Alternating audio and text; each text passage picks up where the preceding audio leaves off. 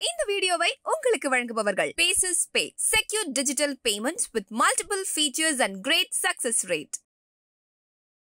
திராவிடம் என்பது வெறும் மண் இடம் மட்டுமல்ல. கால்டுவெல் அவர்களால் உலகில் மிக குறைவான அறிவு மூட நம்பிக்கை உடையவர்கள் திராவிட மக்கள் என்று சொல்லப்படுகின்ற பெருமை மிகுந்த இடம்.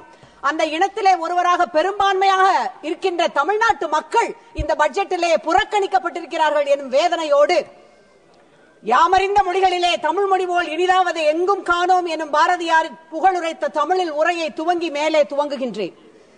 இது நிதியமைச்சருடைய 8வது பட்ஜெட். ஆனால் வறியவருக்கு, விவசாயிகளுக்கு, மாற்றுப்பாலினத்தவருக்கு, ஒடுக்கப்பட்டோருக்கு, சிறுபான்மையினருக்கு, மிக குறிப்பாக தமிழ்நாட்டு மக்களுக்கு இது எட்டாக்கனி பட்ஜெட்.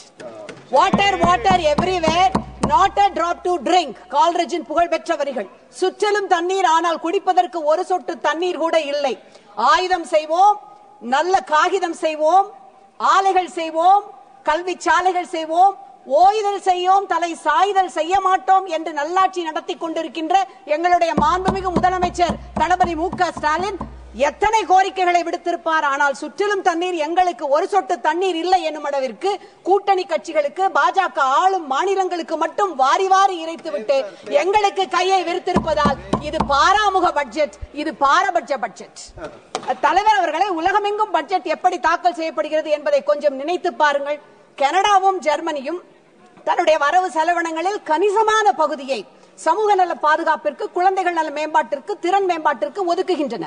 ஆனால் ஒன்றிய அரசோ தொடர்ச்சியாக சமூக நல திட்டங்களுக்குரிய நிறையை குறைத்துக் கொண்டே வருகிறது. மன்ரேகா திட்டம், PM கிசான் திட்டம் என்பதை நீங்கள் எடுத்துக் கொள்ளலாம். ஆனால் பெரு நிறுவனங்களுக்கான சப்சிடியை, மானியங்களை வாரி வாரி வழங்குகின்றது.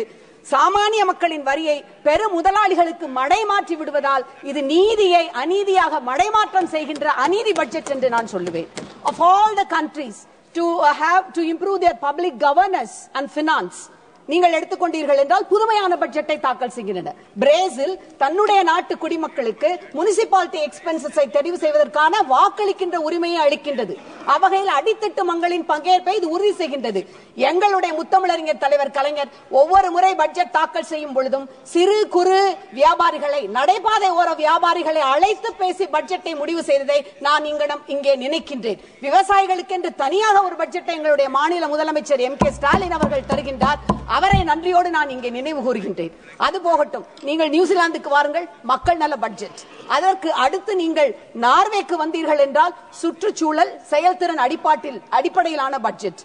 நெதர்லாண்ட்ஸோ என்ன செய்கிறது என்றால் அவுட்கம் பேஸ்ட் பட்ஜெட். அதாவது உங்களுடைய பொறுப்பு கூறல், ரெஸ்பான்சிபிலிட்டியை உறுதி செய்து உங்களுடைய செயல்திறனுக்கு ஏற்ப நிதியை வழங்குவது, உரிமையோடு நிதியை கேட்டு பெறுவது.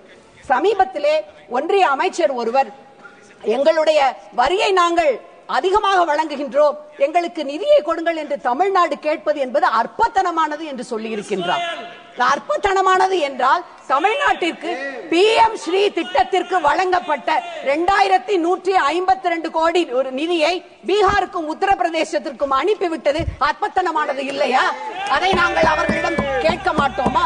நினைத்து பாருங்கள். நீங்கள் எப்பொழுது பார்த்தாலும் சரி, பீகாருக்கு வழங்குங்கள், எங்களுக்கு அதிலே மாற்று கருத்து இல்லை. பீகாரிலே வெள்ளம் ஏற்பட்ட பொழுது 2008ஆம் ஆண்டு அப்பொழுதைய முதலமைச்சராக இருந்த எங்களுடைய டாக்டர் கலைஞர் தான் பீகாருக்கு 10 கோடி ரூபாய் வெள்ள நிவாரண நிதியாக அனுப்பி வைத்தார். அந்த மாநிலமும் அவர் இறந்த பொழுது துக்கம் அனுஷ்டித்தது, அதிலே மாற்று கருத்து இல்லை. ஆனால் சென்ற நிதிநிலை அறிக்கையிலே 60,000 ரூபாய் வழங்கிவிட்டு இப்பொழுது மக்கானா போர்ட், அவர்களுக்கு IIT பாட்னா, அது மட்டுமல்ல கோஷா டிக்கெட் என்று ஏகப்பட்ட திட்டங்கள். எங்களுடைய விவசாயிகள் மட்டும் முன்னேற வேண்டாமா? தலைவர் அவர்களே, ஒதுக்கப்பட்ட நேரம் இன்னமும் கூட கொஞ்சம் இருக்கின்றது. நினைத்து பாருங்கள், மகாராஷ்டிராவிற்கு 39,000 கோடி. ஆனால் எங்களுக்கு என்று ஒதுக்கப்பட்ட எந்த விதமான பெரிய அறிவிப்புகள் எதுவும் இந்த திட்டத்திலே கிடையவே கிடையாது. தமிழின் தொன்மையை இரும்பின் தொன்மை கொண்டு அறிவித்திருக்கின்றார் எங்களுடைய முதலமைச்சர். ஆனால் தமிழுக்கு என்று போன இதிலே 22 கோடி, இப்பொழுது ஹிந்திக்கு 1000 கோடி ரூபாய்க்கு மேல் ஒதுக்கிவிட்டு 84 கோடி தான். அன்பிற்குரிய பேரவை தலைவர் அவர்களே, இவர்களுடைய எக்கனாமிக் சர்வேயை எடுத்துக்கொள்ளுங்கள். தமிழ்நாடு 56% தேசிய ஜிடிபியை விட அதிகம் என்று சொல்லுகின்றது. தமிழ்நாடு 9% ஜிடிபிக்கு பங்களிக்கிறது என்று சொல்லுகின்றது. கல்வி, மருத்துவம் 2 minutes. கல்வி, மருத்துவம் அனைத்து துறைகளிலும் தரவரிசை பட்டியலிலே தமிழ்நாடு முதல் இடத்தில் 3 இடங்களில் வைக்கின்றது. வஞ்சித்தால் எப்படி நியாயம்? உங்களுடைய எக்கனாமிக் சர்வேயினுடைய பிரிஃபேஸில் ஸ்பார்டன்ஸ் என்று சொல்லப்படுகின்ற வீரர்களுடைய ஒரு கொட்டேஷனை அரசு பதிந்திருக்கின்றது. அது என்னவென்றால், the more you sweat for peace, the less you bleed in war. உங்களுக்கு நான் அதனையே மாற்றி சொல்லுவேன், the more you sweat in inclusive politics, the less you bleed in economic progress. அவையின் நடுவே செங்கோலை வைத்திருக்கின்றீர்கள். The place does not make the man, neither scepter the king. Greatness should be within. மன்னனை செங்கோல் உருவாக்குவதில்லை, அரும்பெரும் நற்குணங்கள் உள்ளிருந்து வர வேண்டும். இந்த வீடியோ உங்களுக்கு பிடிச்சிருந்தா லைக் பண்ணுங்க, ஷேர் பண்ணுங்க, கமெண்ட் பண்ணுங்க. மறக்காம OH தமிழ் சேனலுக்கு சப்ஸ்கிரைப் பண்ணுங்க.